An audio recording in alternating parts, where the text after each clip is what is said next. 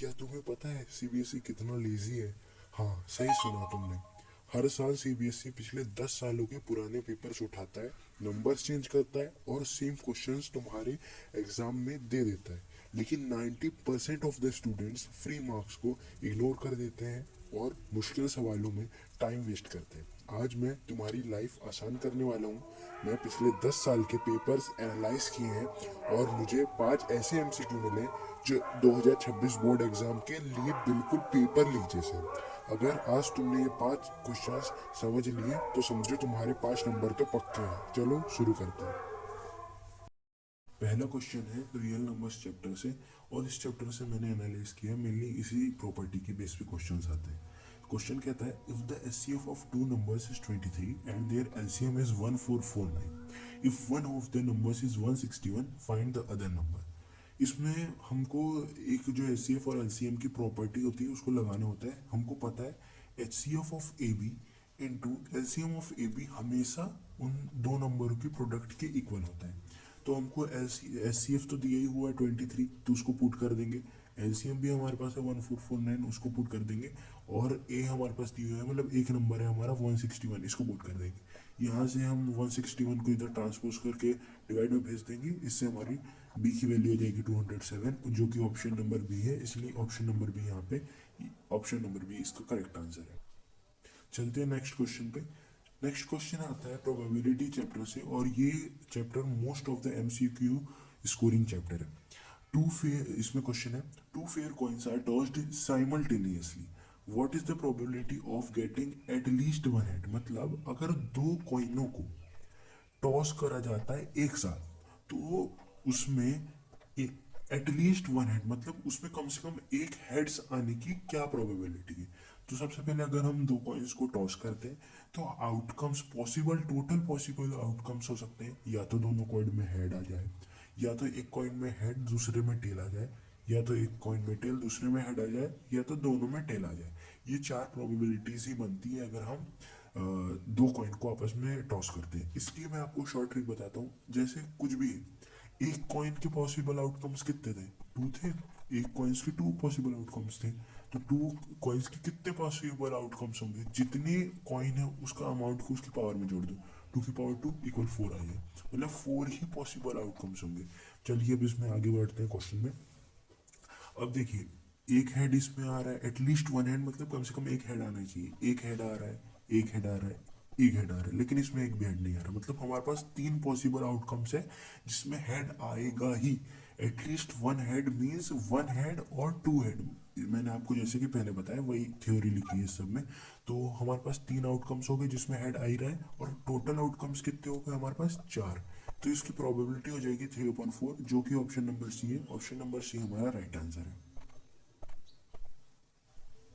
हम आ गए हैं अपने क्वेश्चन नंबर 3 पे, जो है कोऑर्डिनेट ज्योमेट्री का क्वेश्चन, और इसमें से distance formula, mid point formula, section formula, इन्हीं फॉर्मूले के बेस्ड में क्वेश्चंस आते हैं।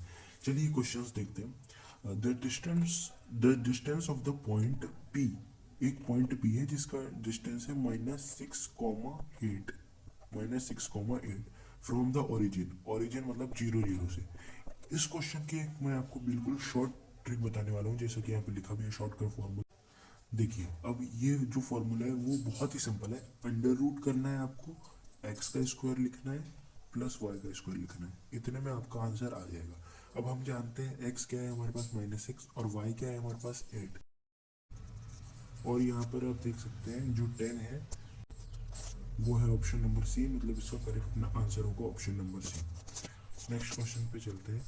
नेक्स्ट क्वेश्चन कहता है if sine A equal 1/2 then the value of cot A into sine A. अब हमको सबसे पहले तो पता है कॉट ए इक्वल क्या होता है। कॉट ए इक्वल होता है sign A upon cos A, sine upon cos A होता है, ठीक है। और अब हमको पूछा है कॉट ए इंटू साइन ए, मतलब कॉट ए इंटू साइन ए की हमको वैल्यू फाइंड करनी है, ठीक है। हमने निकाला वहां से कि कॉट ए क्या होता है, कॉस अपॉन साइन, और इंटू ये साइन है। अब साइन से साइन कैंसिल हो जाएगा, हमारे पास बचेगा कॉस ए।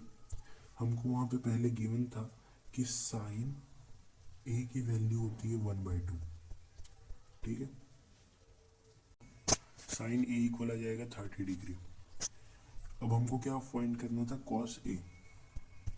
तो यहाँ पर जो ए की वैल्यू है वो 30 डिग्री आ चुकी है, तो हम यहाँ पे ए की वैल्यू पुट कर देंगे cos 30।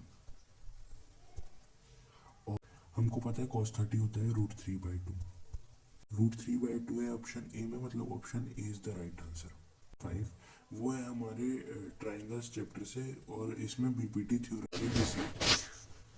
DE parallel to BC intersecting AB at D, AC at E if AD equal 2 centimeter, DB equal 3 centimeter and EE equal 4 centimeter, then EC is equal to। तो पहले डायग्राम बना लेता हूँ। मैंने diagram बना लिया है।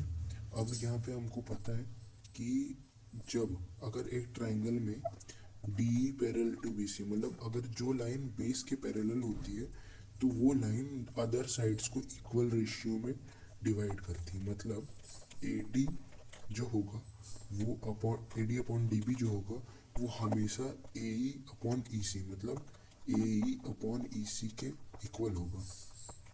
यही होता है इक्वल रेशियो। हमारे पास ये चीज़ें गिवन है, AD equal 2 centimetre, DB equal 3 centimetre और AE इक्वल 4 सेंटीमीटर। हमको पता है AD अपॉन DB जो होगा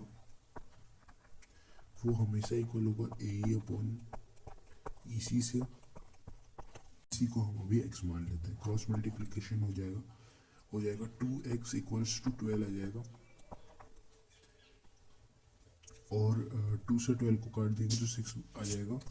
इसका मतलब हो जाएगा कि x इक्वल आ जाएगा हमारा 6।